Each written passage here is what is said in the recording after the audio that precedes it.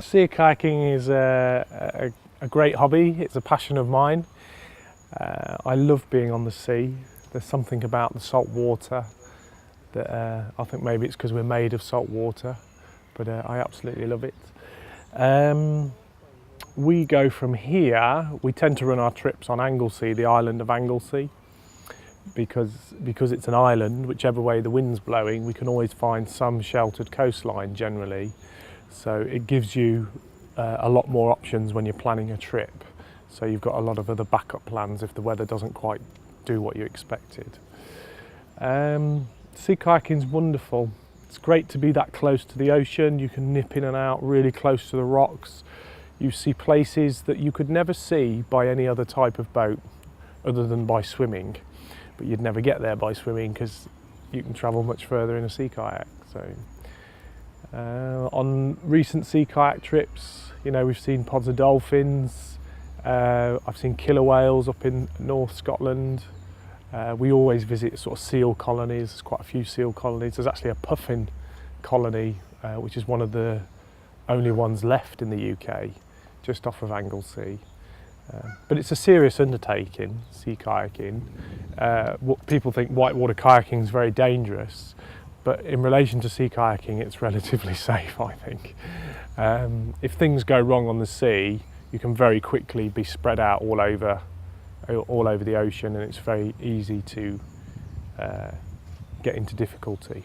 You know, every year somebody drowns on the sea somewhere, and it's usually because they haven't done any kind of planning or preparation, or have no understanding of tide races or the impact of the wind. I mean, the wind is a huge factor for sea kayakers. Anything over a force 5 and you can't really make any headway into that wind. So as soon as somebody then became tired, they're actually going backwards, and it might be that your only way out is going forwards. You know, so a lot of safety factors to be aware of on the sea when you're kayaking. But it's a great sport, absolutely fantastic sport. Everybody who does it feels the sort of the magic and the beauty of being that close to the sea and the landscape.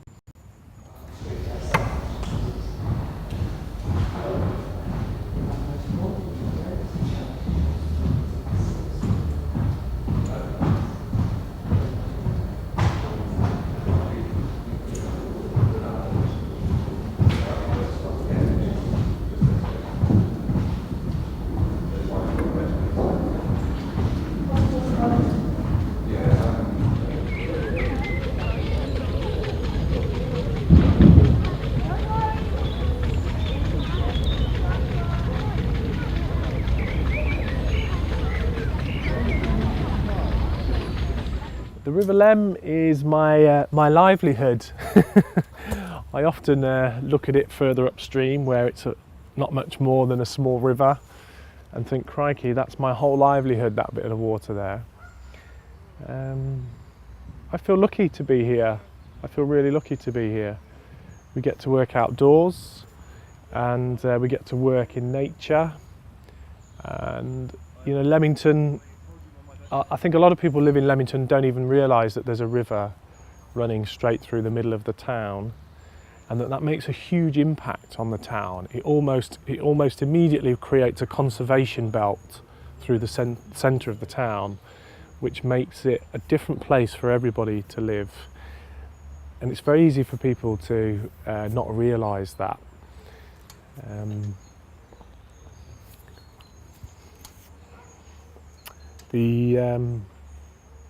So I spend a lot of time on the river here. I spend a lot of time looking after the river, primarily litter picking.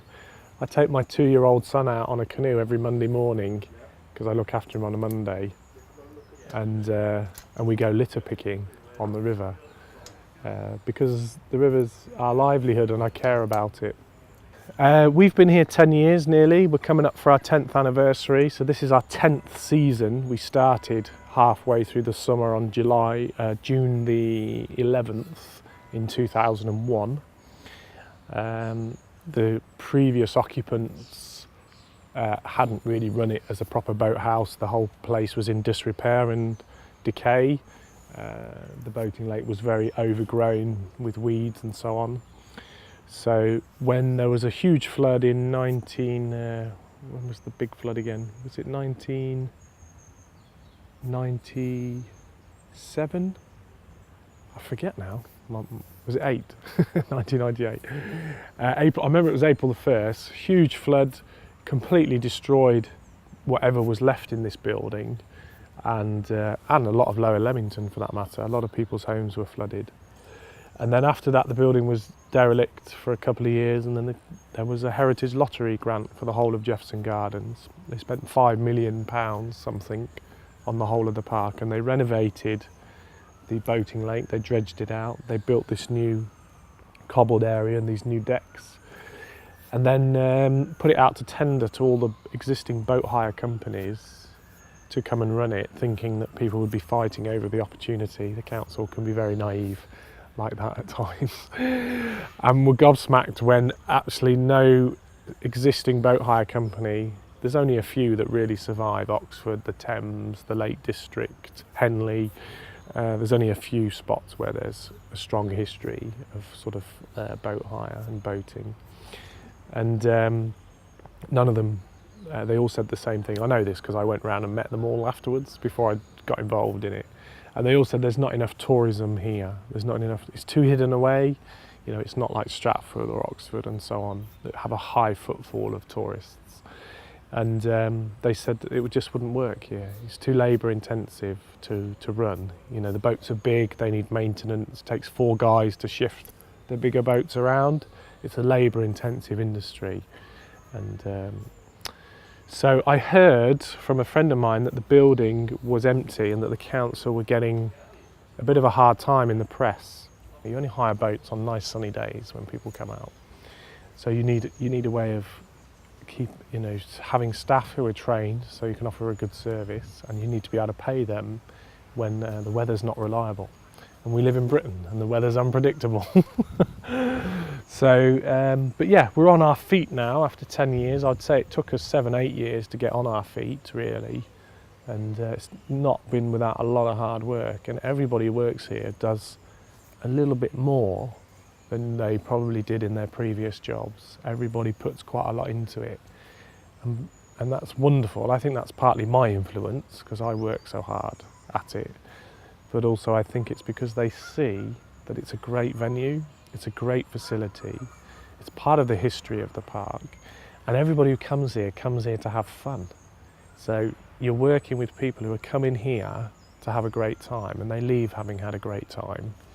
And that's very satisfying to work in an environment like that. So. Well, the Victorians built this boathouse in 1902, so it's just had a 100th anniversary not long ago. And they built it because obviously Leamington was a nice resort town for wealthy Victorians, and it grew up as a sort of middle-class Victorian town. And they had leisure time, didn't they? Those kind of wealthy people had leisure time. I mean, they had upstairs and downstairs servants. So they would have been into boating and messing about on boats. And that probably took the form of rowing boats and punts. Traditional rowing boats are called skiffs, this traditional Victorian design, which is a brilliant design. I mean, it's still around today. And it's very aesthetic as well. They're quite attractive looking boats. They would have all originally been hand-built from wood. And of course, gradually, I don't know when fiberglass came along. I would imagine it was early 1900s, 20s, 30s, I would imagine the origins of fiberglassing. But anyway, so now the boats have a clinker imitation hull, so they're not clinker wood design anymore. They're clinker imitation, but then they're dressed in wood, so all the gunnels and the seats and so on are all done in wood. And they're beautiful boats. We don't have punts because, well, they're very expensive actually. They're not very, I know they have a lot in Oxford, but we don't have punts here anymore because a mahogany punt is about £5,000 to buy.